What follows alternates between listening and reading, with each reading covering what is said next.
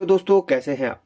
आज की वीडियो में मैं आपको ट्विटर के बारे में थोड़ा सा जानकारी दूंगा कि ट्विटर वर्क कैसे करता है और इसको आप घर पे कैसे बना सकते हैं और इसको रिपेयर कैसे किया जा सकता है और इसकी झनकार की आवाज़ कैसे आती है। तो बहुत ही ज़बरदस्त ये वीडियो होने वाली है। आप इसको कंप्लीट वॉच कीजिए और कुछ ना कुछ सीखने के लिए इसमें भी आपको ज़रूर मिलेगा। और साथ ही वीडियो को आप लाइक ज़रूर कीजिएगा। बहुत ही मेहनत से आप लोगों के लिए वीडियो बनाता हूँ और अच्छी तरीके से समझाने की कोशिश करता हूं, तो आप लोगों का फर्ज बनता है एक छोटा सा लाइक करके हमें थोड़ा सा खुशी प्रदान करें। तो यहाँ पर ये जो हमारे पास है ये ट्विटर है। इसको एम्पलीफायर पे स्पीकर के साथ लगाया जाता है ताकि इससे ट्रेबल या फिर झनकार आउटपुट हो सके। जिन्हें नहीं पता झनकार क्या होती है तो उन्हें मैं बता देता हूँ। स्पीकर में से जो आपका साउंड निकलता है तो वो उसमें थोड़ा सा बेस रहता है, जैसे कि धूम धूम सा आवाज रहता है, लेकिन उसमें थोड़ा सा उसको और भी थोड़ा सा उसको ट्यून करने के लिए या फिर थोड़ा सा उसको मिक्स करने के लिए उसमें एक छोटा सा स्पीकर लगाया जाता है जिसमें से ट्रेबल या फिर झनकारिया की छन छन छन छन सी आवाज़ आती है, जिससे साउंड क्वालिटी थोड़ा सा अच्छी होती है। काफ़ी टाइम पहले जब साउंड सिस्टम का थोड़ा सा और भी ज़्यादा क्रेज़ था तो उस टाइम पे ट्विटर का इस्तेमाल ज़्यादा होता था, लेकिन आजकल ट्विटर का इस्तेमाल थोड़ा सा कम होने लगा है। लेकिन आज भी ट्विटर का इस्तेमाल काफ़ी लोग जो साउंड सिस्टम के या फिर म्यूजिक के शौकीन हैं वो आज भी इसका इस्तेमाल करते हैं।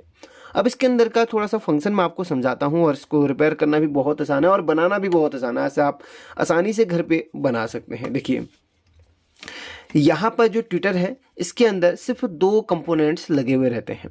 एक यहाँ पर पाइजो स्पीकर, जिसे आप बजर स्पीकर भी कह सकते हैं। थोड़ा सा मैं और भी क्लोज करके आपको दिखाना चाहूँगा।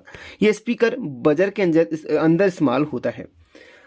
ये जो स्पीकर है ये बिल्कुल चिप टाइप का रहता है। चिप स्पीकर भी बोल सकते हैं इसको आप। ज़्यादातर से पाइजो स्पीकर भी कहा जाता है और ज़्यादा से बजर स्पीकर भी कहा जाता है। आप जो मल्टीमीटर इस्तेमाल करते हैं, आपने अगर मल्टीमीटर खोल के देखा होगा तो इसके अंदर जो बजर लगा होता है ना, बिल्कुल वही यहाँ पर वही बजर यहाँ पर इस्तेमाल किया जाता है।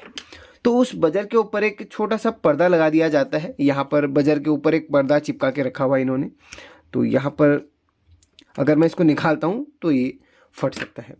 तो मैं आपको दिखा देता हूँ पर्दा किस टाइप का होता है।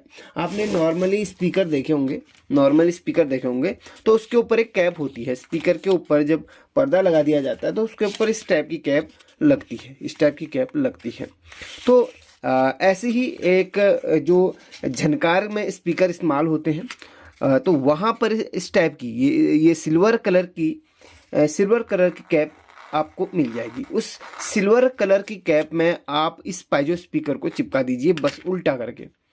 उसके कनेक्शन वाले साइड को ऊपर होनी चाहिए, बस कुछ नहीं करना है। इस टाइप की एक सिल्वर कलर की कैप आती है या फिर इस टाइप की थोड़ा सा स्टील के टाइप की होती, वो आपकी प्लास्टिक की ही है, दिखती इस टाइप की है, बिल्कुल ऐसे स्टील की दिखती है। तो इस टाइप की कैप मिलती है आपको स्पीकर रिपेयर की या फिर आपको स्पीकर की शॉप में मिल जाएगी। इस टाइप की स्टील की कैप मांग के आप लेके आइए। मतलब होती तो पन्नी की है, आप स्टील कलर बोल के उस कैप को ले आइए। उसके बाद जितनी कैप है उसी साइज का आप स्पीकर कहीं से मैनेज कर लीजिए। जो पाइजो स्पीकर है, जो बजर वगैरह में इस्तेमाल होता है, और जो ये स्पीकर है इसके साइज को इसकी डिस्क को में यहाँ पर मापा जाता है। तो जितने की आपकी वो स्पीकर की डिस्क है उतने ही उससे थोड़ा सा बड़े साइज का आप कैप लाइए, उसके ऊपर आप इस तरीके से चिपका दीजिए, इस तरीके से। और उसके बाद कनेक्शन की बारी आती है। तो एक कनेक्शन इसका सेंटर में होता है जो प्लस का कहा जाता है, और एक यहाँ पर माइनस का होता है, यहाँ पर इस तरीके से, यहाँ पर। तो इस तरीके से इसमें कनेक्शन किए जाते हैं। बस यही स्पीकर के कनेक्शन होते हैं। लेकिन ये जो दो तार होते हैं ये डायरेक्ट आपके एम्पलीफायर में न जाके यहाँ पर एक ट्रांसफार्मर लगा हुआ रहता है। इसमें डायरेक्ट सिग्नल को नहीं दिया जाता। इससे क्या होता है, स्पीकर ख़राब हो जाता है ज़्यादा वॉल्यूम बढ़ाने पर। इसलिए उसके सिग्नल को ट्रांसफार्मर के द्वारा ट्रांसफॉर्म करके दिया जाता है ताकि वो थोड़ा सा वहाँ पर सही से काम करे और प्रोटेक्शन प्रदान करे।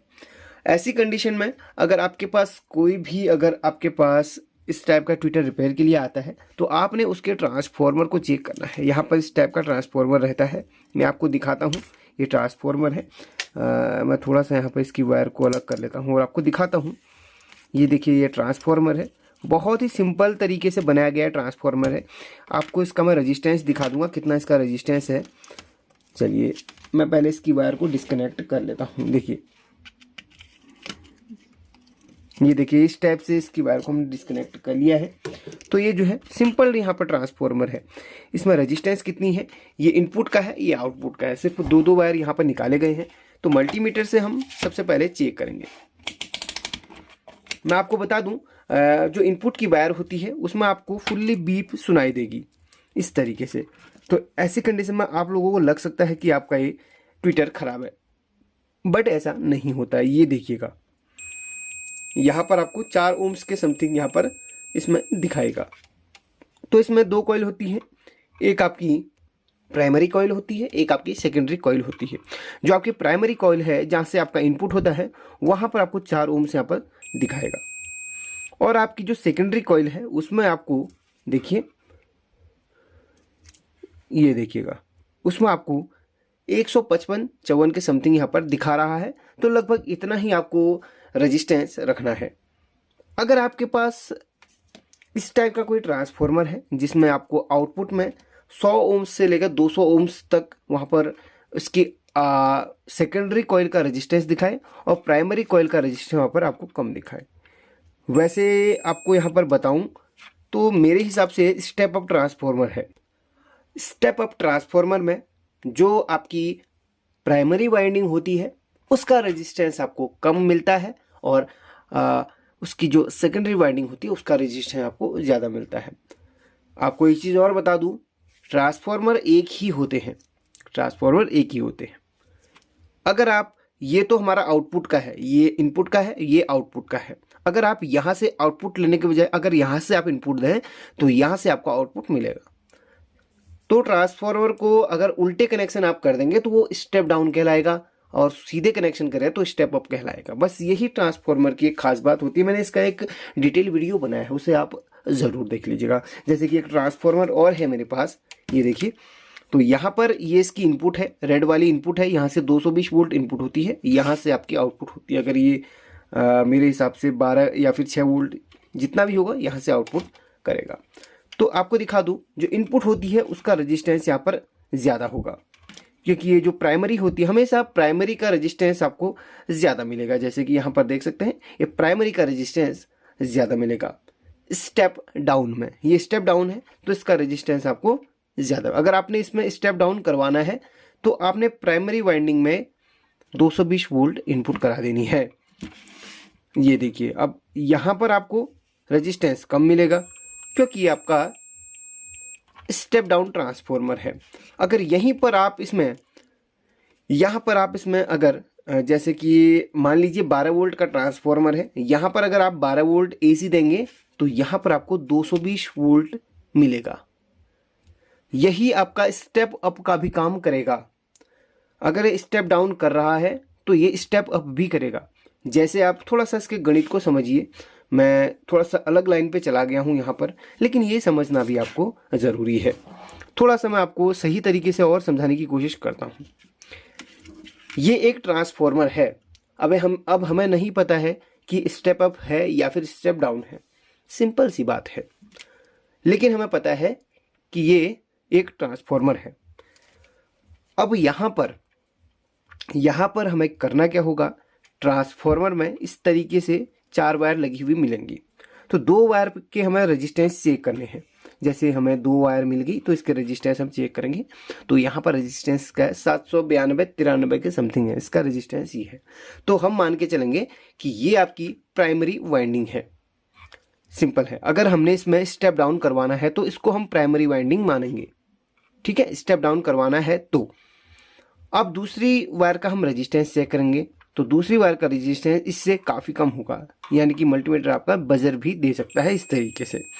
तो हम इसको सेकेंडरी वाइंडिंग मानेंगे। कब, अगर हमने इसको स्टेप डाउन करवाना है तो स्टेप डाउन बोले तो 220 वोल्ट इनपुट करने पर वो आउटपुट में जितना वोल्ट देगा, जितने आपका वो ट्रांसफॉर्मर होगा, जितने वोल्ट का ट्रांसफॉर्मर होगा उतने आउटपुट करवाएगा। जैसे हमने इसको 220 वोल्ट दिया तो इसने स्टेप डाउन करवा के हमें यहाँ पर 12 वोल्ट का है तो 12 वोल्ट डाउन दे देगा।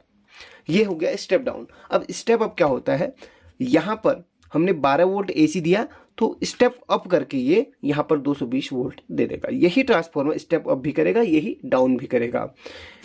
तो इस तरीके से ट्रांसफॉर्मर काम करते हैं। तो यही बिल्कुल इसमें भी है। इस ट्रांसफॉर्मर का इस्तेमाल यहाँ पर स्टेप अप करने के लिए किया गया है। यहाँ से आपके सिग्नल जाएंगे, वो यहाँ पर स्टेप अप करके इसको देगा, यानी कि बूस्ट करके इसको झनकार ये आपके ट्विटर को देगा।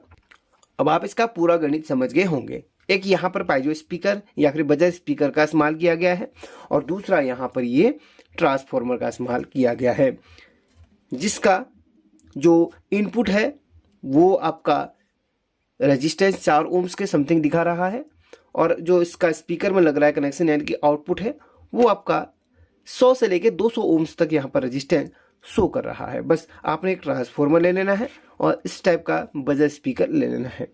तो इस तरीके से आप इसको रिपेयर कर सकते, इस तरीके से आप इसको बना सकते हैं। अब इसको रिपेयर कैसे करना है? अगर आपके पास नॉर्मली ये रिपेयरिंग के लिए है तो रिपेयर करना कैसे है? सबसे पहले आपने ट्रांसफॉर्मर को चेक करना है। ये ट्रांसफॉर्मर है, इसको चेक करना है, दोनों तरफ की वाइंडिंग। ये प्राइमरी है जिसमें हमें अच्छा रेजिस्टेंस यहाँ पर मिल रहा है, बीप सुनाई दे रहा है। अगर यहाँ पर नहीं मिलता है तो समझ लीजिए आपका ट्रांसफॉर्मर खराब है।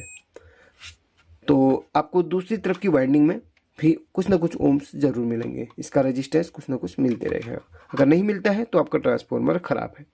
ये रेजिस्टेंस दे रहा है, इसका मतलब ये सही है। अगर नहीं होता है तो आपने ट्रांसफॉर्मर चेंज करना है या फिर रिपेयर करना है। और दूसरी बात है, ट्रांसफॉर्मर आपने चेक के लिए बिल्कुल सही है, तो आप इस स्पीकर को जरूर चेक कीजिएगा। तो यहाँ पर जो स्पीकर है, यहाँ पर कोई कोई स्पीकर रीडिंग दे देता है, कोई कोई नहीं देता। जैसे कि यहाँ पर आपको मैं दिखाऊं तो रीडिंग नहीं दे रहा है, यहाँ पर देख सकते हैं रीडिंग नहीं दे रहा है। बट यहाँ पर अगर ध्यान से सुनेंगे तो एक कट कट कट कट सा आपको साउंड जरूर सुनाई देगा, जैसे कि हर किसी स्पीकर में सुनाई देता है। आपको यहाँ पर माइक लगा के भी सुनाऊंगा तो नहीं सुनाई देगा, बहुत ही कम साउंड आता है। इस तरीके से आपने इसको ध्यान से सुनना है। एक हल्का सा कट कट कट कट सा साउंड इसमें से सुनाई देता है। तो अगर ये ऐसा साउंड नहीं देता है तो आप इसमें स्पीकर लगा सकते हैं। ऑनलाइन में आपको 2, 3, 4 रुपए में आसानी से स्पीकर मिल जाएगा। ये ट्रांसफॉर्मर भी आप आसानी से घर पे बना सकते हैं, कुछ प्लेट्स वगैरह लगा के। को एक छोटा सा आइडिया मैं और दे देता हूँ। मोबाइल चार्जर के अंदर आपको इस टाइप का ट्रांसफॉर्मर मिल जाएगा। मोबाइल चार्जर के अंदर आपको इस टाइप का ट्रांसफॉर्मर मिल जाएगा। आप उस ट्रांसफॉर्मर का इस्तेमाल कर सकते हैं, उसमें भी लगभग यही रेजिस्टेंस मिल सकता है आपको। तो उस ट्रांसफॉर्मर का इस्तेमाल करके भी आप एक ट्विटर बना सकते हैं। काफ़ी ज़बरदस्त उसमें झनकार साउंड आता है। इसलिए यहाँ पर ट्विटर में इस ट्रांसफॉर्मर का इस्तेमाल किया जाता है, जिससे आपका जो सिग्नल है वो डायरेक्ट आपका स्पीकर में ना पहुंच के इस ट्रांसफॉर्मर की मदद से वो पहुंचेगा। तो थोड़ा सा वहाँ पर आपको प्रोटेक्शन भी मिल जाता है, और ये तेज साउंड में भी ये अपना अच्छी तरीके से वर्क करता है। और हाँ, आपका जो एम्पलीफायर में अगर बेस बढ़ाते हैं ना, तो इसमें बेस में कोई भी फर्क नहीं पड़ता है। तो यही इसमें ज़्यादातर आपको देखने के लिए मिलता है। ये सिर्फ ट्रेवल के लिए बने होते हैं और झनकार के लिए बने हुए होते हैं। तो यहाँ पर इनमें बेस का कोई असर नहीं होता। यही ट्रांसफॉर्मर ये बेस को रोकने का भी काम करता है। तो आपको मैंने बता दिया किस तरीके से ये ट्विटर को बनाया जाता है और किस तरीके से इससे कनेक्शन या फिर इसको रिपेयर किया जा सकता है। बहुत ही आसान तरीका है, आप इसको घर पे भी बना सकते हैं। तो ये वीडियो पसंद आया तो आप इस वीडियो को लाइक करके शेयर ज़रूर कीजिएगा। Thank you so much.